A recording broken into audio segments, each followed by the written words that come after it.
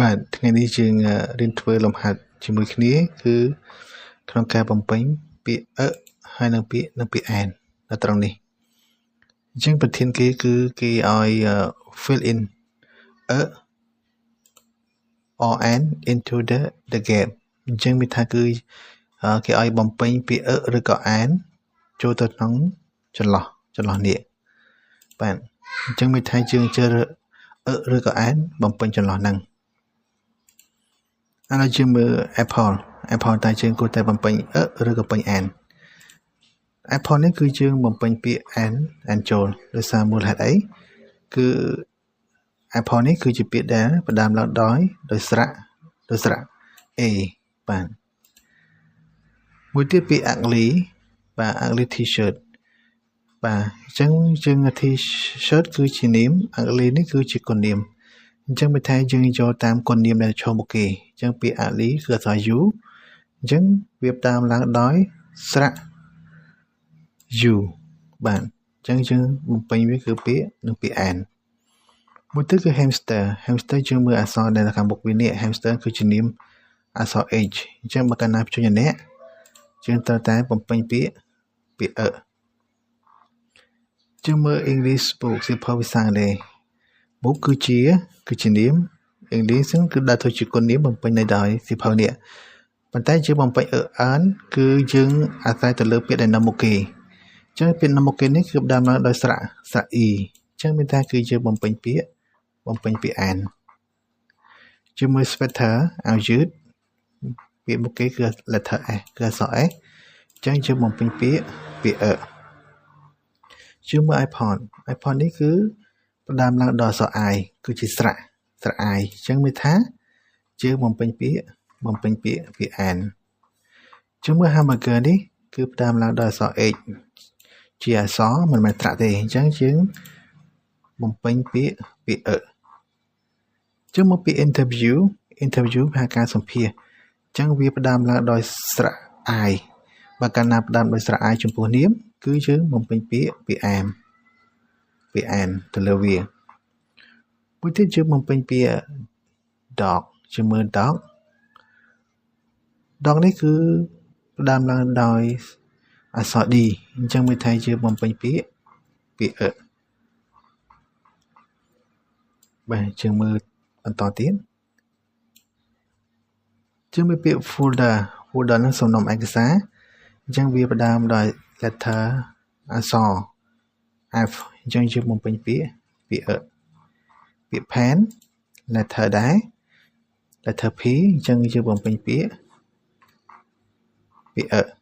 យើងមើល octopus ផ្ដើមមក octopus ហ្នឹងគឺវាផ្ដើមដោយស្រៈ O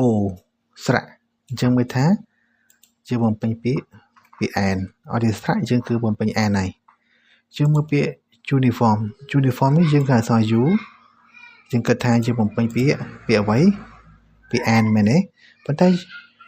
uniform នេះគឺជាគ្រាន់តែការសរសេរអក្សរ U នៅមុខទេប៉ុន្តែពាក្យ and តាមសេញរបស់វាគឺពាក្យ uniform អក្សរ J គឺជាស្រៈអញ្ចឹងយើងមកអាចយើងយកតាមការបញ្ចេញសំឡេងយើងមិនមែនយកតាមអក្សរទាំងអស់ទេអក្សរបើយកតាមអក្សរសរសេរយើងដឹងតែយកជាមួយពាក្យ and ហើយបាទដោយសារម៉េចដោយសារផ្ដើមឡើងដោយអក្សរ U ប៉ុន្តែគឺការបញ្ចេញសំឡេងវាដោយអក្សរ J uniform វិញអញ្ចឹងមកកាលណាបញ្ចេញសំឡេងវាដោយអក្សរមិនមែនស្រៈអញ្ចឹងយើងបំពេញពាក្យអានោះត្រូវចាំភាសាអង់គ្លេសពេលខ្លះយល់ក៏យល់ចាំក៏ចាំបាទមួយទៀត beautiful dress ចឹងមើលថា dress នេះគឺសម្លៀកបំពាក់ជានាម beautiful នេះជាគុណនាមចឹងយកតាមគុណនាមដែលឈរមុខមកគឺអក្សរ B យើងបំពេញពាក្យមកចឹងមើល walkman ត្រង់នេះគឺអក្សរ W អញ្ចឹងយើងបំពេញពាក្យ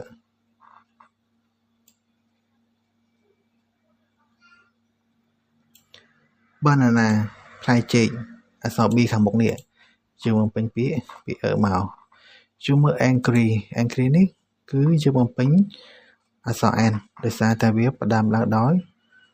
ដោយស្រៈ A បាទយើងមើល box ហ្នឹងគឺ B letter B បញ្ចេញនេះបាទអញ្ចឹងមានន័យថាគឺយើងបំពេញ ចឹងមក ice cream យើងពេញអីគេ ice cream នេះគឺផ្ដើមឡើងដោយអក្សរ I គឺស្រៈ I អញ្ចឹងផ្ដើមឡើងដោយស្រៈយើងបំពេញពាក្យ earn និងពាក្យ a នឹងមកណា friend មិត្តភ័ក្តិគឺ letter F យើងបំពេញពាក្យ យើងមកបន្តទៀតដូចជាពាក្យ dark ទា letter D អញ្ចឹង letter មិនមែនស្រៈយើងបំពេញមកណា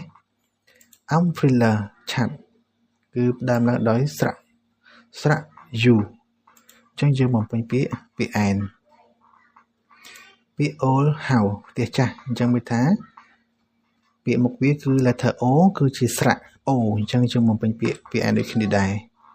យើងមើល animal សត្វអញ្ចឹងពាក្យវាខាងមុខនេះគឺ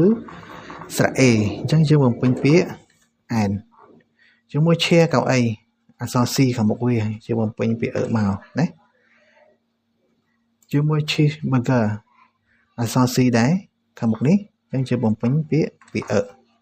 យើងមើល Occo Small អញ្ចឹងមានថាគឺផ្ដើមឡើងដោយស្រៈ O អត់ទេស្រៈយើងបំពេញពាក្យ A នឹងមកណា window គឺ W យើងបំពេញពាក្យ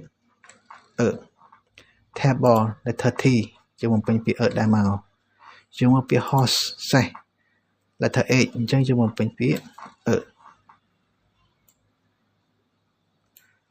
book សិភៅ letter B នាំមុខគេអញ្ចឹងមានថាយើងបំពេញពាក្យ